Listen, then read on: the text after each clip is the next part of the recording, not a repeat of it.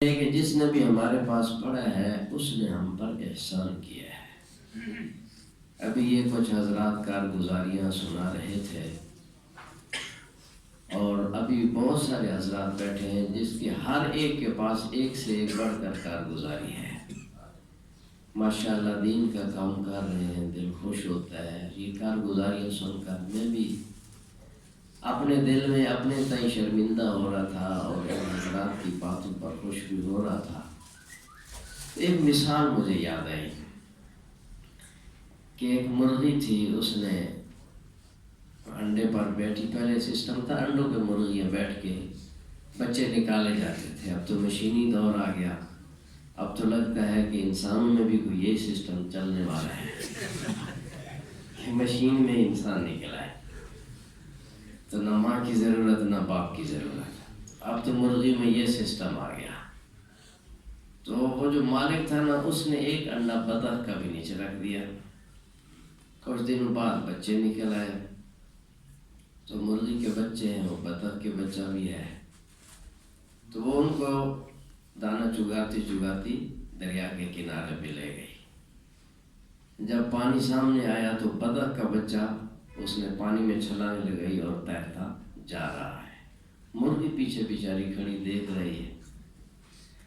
تو جو طالب علم، جو حضرات ہمارے پاس آئے اور وہ بطخ کے بچے تھے، بطخ کے انڈے تھے، ہمارے ساتھ رہے تو ہم پیچھے ہی بیٹھے اور وہ آگے نکل گئے۔ اللہ تعالیٰ سب کو قبول فرمائے۔ اللہ تعالیٰ نے اس دنیا میں متضاد چیزیں جمع کی ہیں، روشنی اور اندھیرا، دن اور رات، سردی اور گرمی، پوری دنیا کا نظام ان تضادات سے بھرا ہوا ہے۔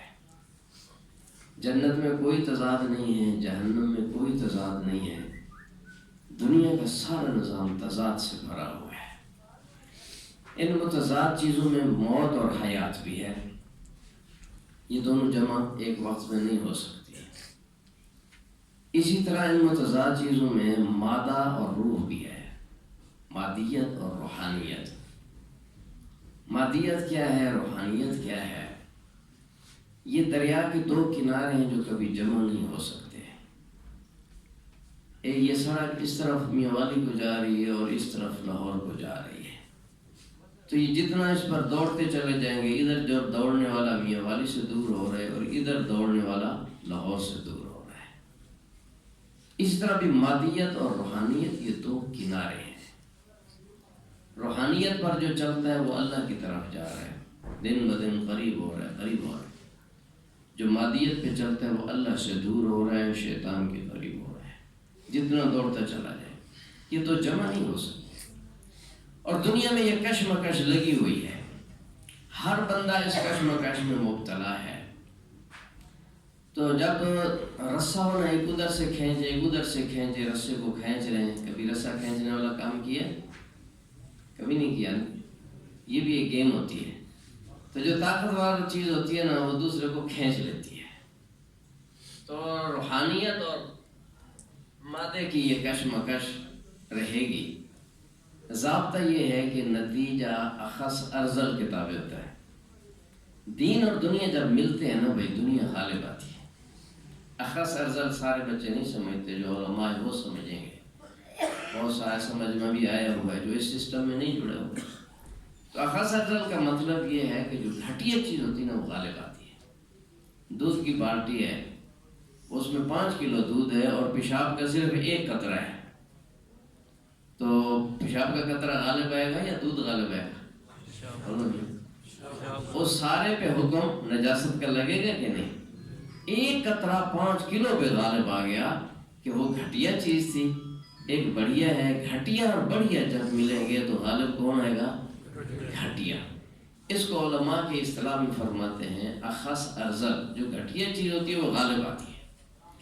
اسی طرح ایک اچھا آدمی ہے، نیک آدمی ہے، عالم ہی صحیح، اور دوسرا لوفر لفنگا ہے، ان دونوں کی یاری ہو گئی، ان دونوں کی یاری ہو گئی، دوستی ہو گئی۔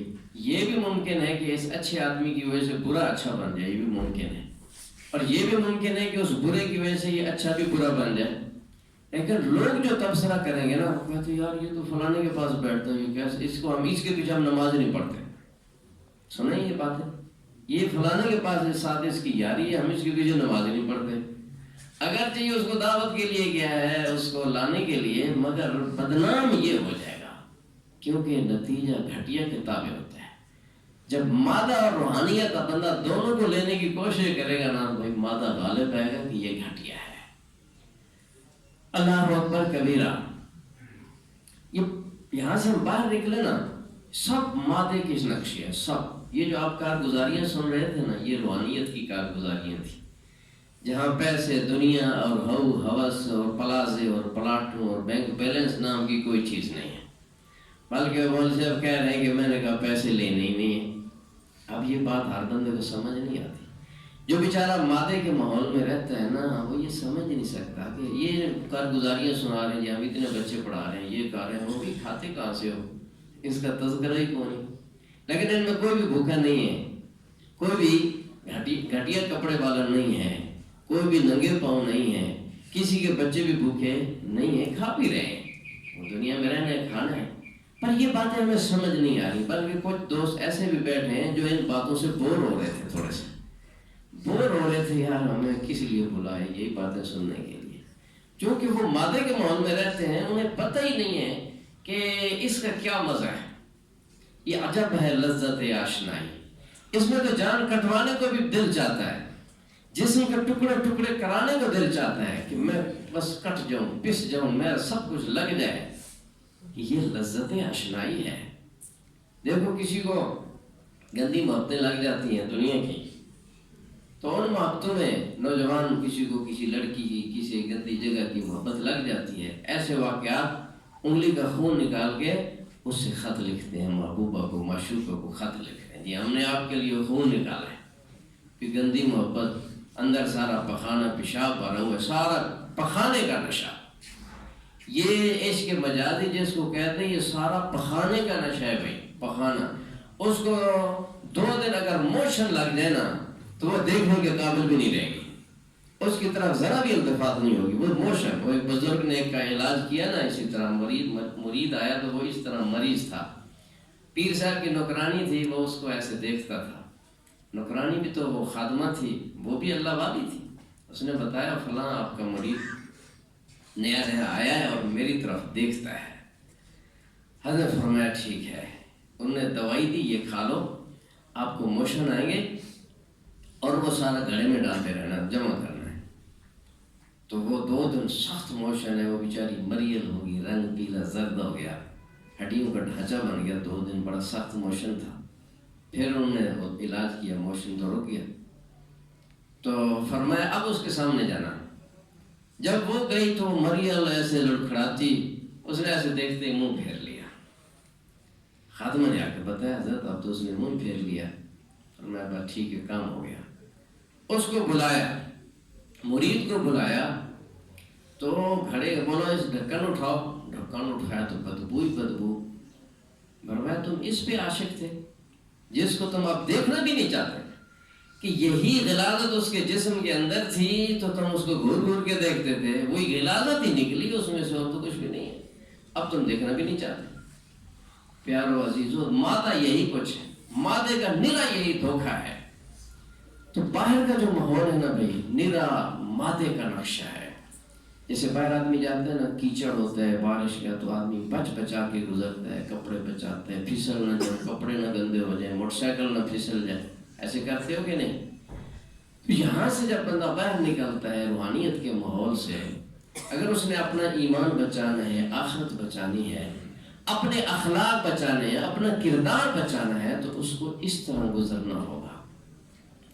اور اس کے لیے ضروری ہے کہ آپ کو اپنے مرکز سے رابطہ رکھنا ہوگا. آپ جس شعبے میں بھی ہیں، جس کام میں بھی ہیں. کشتی، کبھی آپ نے سمندر دیکھا ہو یا دریا دیکھے ہو، کشتیاں چلتی ہیں. جو ملاح ہوتا ہے نا جب وہ اتر کے جانے لگتا ہے تو کشتی کے ساتھ رسہ ہوتا ہے، ساحل پہ وہ قلعہ گاڑ کے اس کو باندھ کے جاتا ہے. اگر وہ کشتی باندھ کر نہ جائے یا اس کا وہ رسہ چھوٹ جائے تو کشتی کو پانی بہا کے لے جاتا ہے. پھر وہ نہیں ملتی، کبھی کہیں کسی پل کے ساتھ جا کے ٹکرائے گی، کسی پہاڑ سے ٹکرا کے پاش پاش ہو جائے گی یا کسی بھنور میں پھنس کر تباہ ہو جائے گی۔ اسی طرح پتنگ آپ دیکھتے ہیں اڑ رہا ہے، بلندیوں پہ ہے کہ اس کی ڈوری کسی کے ہاتھ میں ہے۔ اگر ڈوری ہاتھ سے چھٹ جائے تو پتنگ وقتی طور پہ تو بہت اونچا چلا جائے گا اور بڑا خوش ہوگا کہ شکر ہے میں قید سے چھوٹ گیا، لیکن تھوڑے ہی لمحے بعد وہ کسی کھمبے سے ٹکرائے گا، پانی میں گرے گا، درخت پہ ریزہ ریزہ ہو جائے گا۔ اس لیے میرے بزرگوں، عزیزوں، کہ یہ اساتذہ، یہ آپ کا روحانی مرکز ہے۔ پتنگ کی ڈوری کسی کے ہاتھ میں دے کے رکھو، اپنی کشتی کہ جو رسی ہے نا وہ کسی کے ہاتھ میں دے کے رکھو، گمراہ نہیں ہوگے۔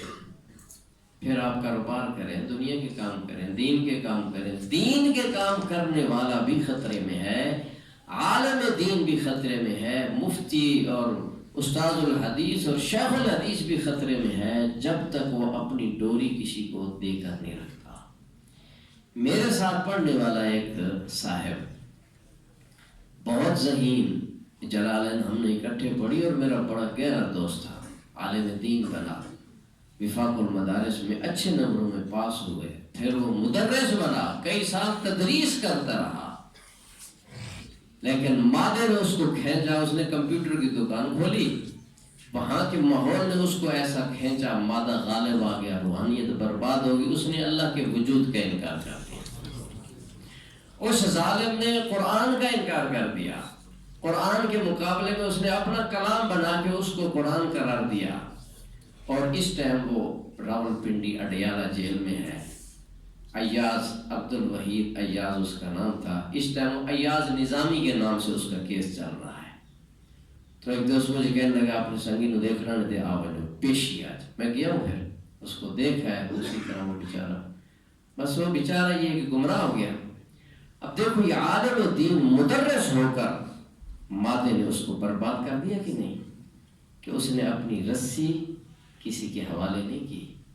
اگر وہ کسی کے ہاتھ میں اپنے کو دیتا تو گمراہ نہ ہوتا۔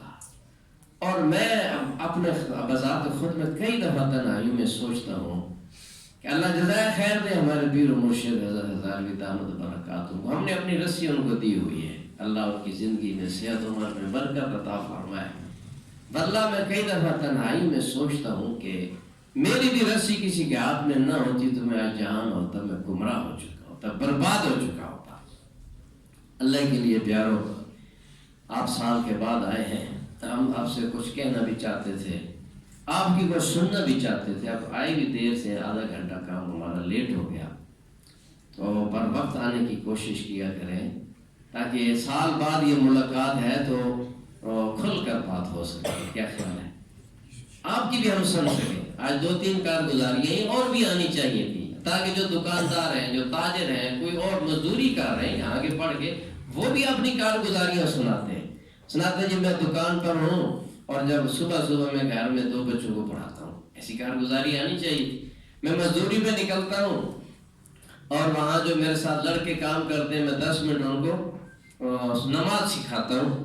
یہ آپ کر سکتے ہو کہ نہیں؟ ایسے مولانا خالد زبیر صاحب یہی ترتیب بتلا رہے ہیں۔ مزدور ہے وہ مزدوری رہتے ہوئے استادوں سے اپنی تشکیل کروائے، استادوں سے اپنی تشکیل کروائے۔ وہ جو 2 بچوں کو آپ نے پڑھانا ہے، محلے کے بچے، گھر کے بچے، آپ کے ٹھیے پہ جو لڑکے آتے ہیں، آپ کے ساتھ کام کرتے ہیں، آپ مکینیکل کام کر رہے ہیں، کوئی بھی کام کر رہے ہیں، جن 2 بچوں کو ایک پڑوسی جو دکان والا ہے نا آپ کے ساتھ، اس کو کہتے ہیں یار میں نے مدرسے میں کچھ دن لگائے ہیں، نماز سیکھی ہے، تو تھوڑی تھوڑی میری نماز سنا بھی کرو، مجھے سنایا بھی کرو۔ یوں کہیں گے نا میں آپ کو پڑھاتا ہوں، وہ نہیں مانے گا۔ یا پھر ہم نماز کا مذاکرہ کر لیں صرف 10 منٹ۔ تو جو دکاندار ہے، جو مزدور ہے، وہ 10 منٹ کا مذاکرہ تو کر سکتے ہیں کہ نہیں؟ کیوں میاں؟ جو اس شعبے کے وہ بتائیں، وہ ہاتھ کھڑا کرے، جو اس لائن میں نہیں وہ ذرا ہاتھ کھڑا کرے، ہے جی؟ جو پڑھا کے نہیں، شرمانے کی بات نہیں ہے، ماشاءاللہ ہاتھ کھڑا کریں، بہت سے حضرات آئے ہوئے ہیں۔ اگر آپ ہاں کوئی حرج نہیں، دنیا کے کام بھی کرنے ہیں، اس سے منع تو نہیں ہے، یہ آپ کی میں جھجک دور کرنے کے لیے آپ کو ہاتھ کھڑے کروا رہا ہوں۔ وہ سہمے بیچارے بیٹھے ہیں، سارے داڑھی والے، پگڑی والے، ہم کہاں غیر ملک میں آ گئے؟ یہ غیر ملک نہیں ہے، اپنا ملک ہے، بھائی ہے سارے۔ تو وہ اپنی استادوں سے تشکیل کروا لیں کہ میں فلاں کام کرتا ہوں تو میں اس طرح میں نے یہ پروگرام سوچا ہے، آپ میری تشکیل کر دیں. اور تشکیل سے بڑا فائدہ ہوتا ہے. یہ پرسوں ترسوں بھی سنا رہے تھے حضرت لاہوری رحمہ اللہ کے بارے میں. ان کے کوئی مرید تھے تو ان کا کوئی مسئلہ تھا، ایک وظیفہ بڑے عرصے سے پڑھ رہے تھے، مدینہ شریف میں رہتے تھے. درخواستی صاحب سنا رہے تھے، غالباً درخواستی صاحب، وہ وظیفہ بڑے عرصے سے پڑھ رہے تھے، کام ان کا نہیں ہو رہا تھا. انہوں نے حضرت سے رابطہ کیا، کریڈر اسٹیشن میں رابطہ کیا کہ میں فلاں وظیفہ پڑھ رہا ہوں، کام ہی نہیں ہو رہا. انہوں نے فرمایا پہلے تم پڑھ رہے تھے، اب میری اجازت سے پڑھو. اجازت سے پڑھا تو 2 دن میں کام ہو گیا. یہ تشکیل کا اثر ہوتا ہے. تو جب آپ تشکیل پہ کام کریں گے تو استاد کی توجہ روحانیت کا اثر ہوگا. تو اس روحانیت کے ساتھ جڑ کے رہنا، جو آیت پڑھی الذی خلق الموت والحیات، کہ موت اور حیات کو اللہ نے پیدا کیا ہے لیبلوکم ایکم احسن عملا، تاکہ وہ آزمائے کہ تم میں سے اچھا عمل کرنے والا کون ہے. جو موت کی تیاری میں ہے وہ روحانیت کو پا رہا ہے، اللہ کے قریب ہو رہا ہے. اور جو موت کو بھولے ہوئے وہ مادیت کے دریا میں بہہ گیا ہے. تو مادیت کو ہم نے استعمال بھی کرنا ہے، استعمال تو کرنا ہے کیونکہ انسان ہے، فرشتے تو ہے نہیں. استعمال کرنا ہے، اس کا غلام نہیں بننا. جیسے مدرسے سے نکلیں گے پلازے نظر آئیں گے، گاڑیاں نظر آئیں گی، دکانیں، کاروبار، چمک دمک، یہ طرح پورے شہر اور دیہاتوں میں یہ سارا بھائی مادہ ہے، سارا مادہ ہے. ایسے ماحول میں بیٹھ کے بغیر دنیا کی لالچ کے کچھ آخرت کے لیے کام کر دینا، کوئی ذکر کے لیے ٹائم نکالنا، روزانہ کم از کم 20 منٹ اپنی ذات کے لیے نکالنے ہیں. اللہ کے ساتھ رابطہ کرنا ہے. درود شریف، استغفار، کوئی ذکر سیکھا ہوا ہے تو اپنا ذکر کم از کم 20 منٹ تو اپنی ذات کے لیے نکالنا چاہیے. کیا خیال ہے؟ جو ہم دین کا کام کرنے والے ہیں تو اس میں بھی نفسانیت آ جاتی ہے. کم از کم 15-20 منٹ، آدھا گھنٹہ تنہائی میں، اس میں اور کوئی کام نہیں، اور موبائل آف کر کے دوسرے کمرے میں رکھنا ہے. یہ جب جیب میں ہوتا ہے نا یہ خارش ہوتی ہے، پھر آپ نے دیکھتا ہے کوئی میسج آ گیا، کوئی فون آ گیا، تو موبائل آف کر کے کہاں رکھنا ہے؟ دوسرے کمرے. پھر ذکر ہوگا. اگر پاس بھی پڑا ہوا ہے نا تب بھی ذکر نہیں ہو سکے گا.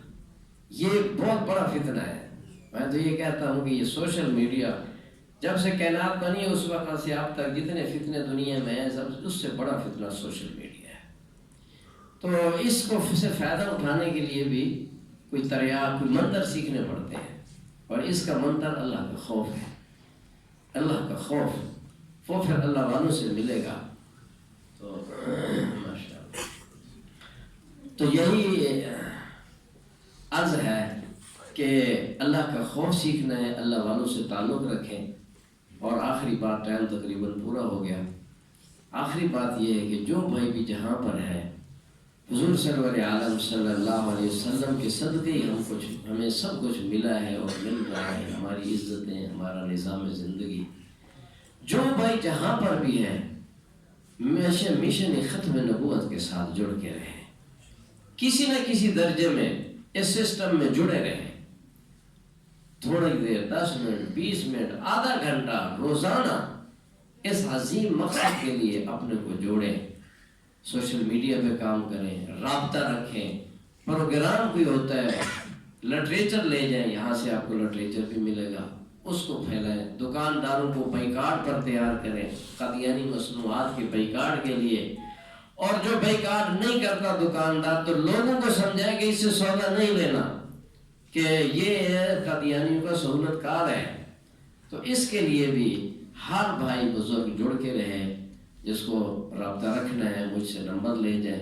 ہمارا واٹس ایپ گروپ بنا ہوا ہے ختم نبوت کا، اپنے نمبر لکھوا جائیں، اس میں شامل ہو جائیں. روزانہ کی کارگزاریاں بھی آتی رہتی ہیں اور اہم ترین معلومات بھی.